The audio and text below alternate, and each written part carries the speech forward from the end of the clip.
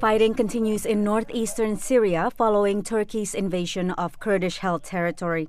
President Donald Trump ordered American forces to leave in October without consulting NATO allies. It's exactly in the wake of that decision that you had President Macron say what he said about the alliance being brain dead and referencing the lack of American leadership in the sense of leading a community and not just going out on your own. Meanwhile, a simmering war between Russia and Ukraine has become the backdrop of Trump's impeachment. The two conflicts in Europe's eastern and southern flank further complicate Washington's already strained relations with other NATO members.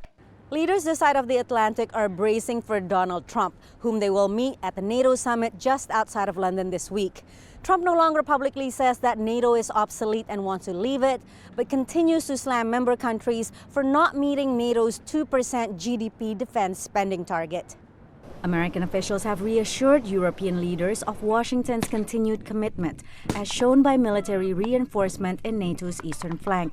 But anxiety persists that under Trump, the U.S. is neglecting the alliance. Some of them hoping that Trump will be out of office, in a year's time. So the real fear is that Trump wins a second term. Across Europe, responses differ.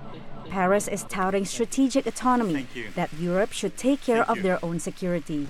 Warsaw is promoting a strategic embrace, developing close bilateral relationship with Trump to guarantee its own security. And then you have Germany in the middle, which is, I think, a little bit divided between sort of Atlanticists on the one hand, who do believe in NATO and believe that NATO continues to be how the security of Europe should be guaranteed.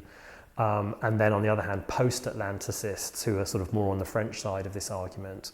Europeans are very much arguing about that. Among European schools this week, simply avoiding a Trump flare-up, like those that have happened in past meetings. You can talk about all the things that they've done and very smartly suggest that President Trump has generated the kind of pressure to make those things happen.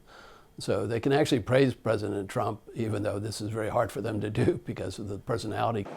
Just days before the summit, NATO announced it had agreed to redistribute costs and reduce Washington's contribution to its relatively small central budget, a move aimed at placating Trump.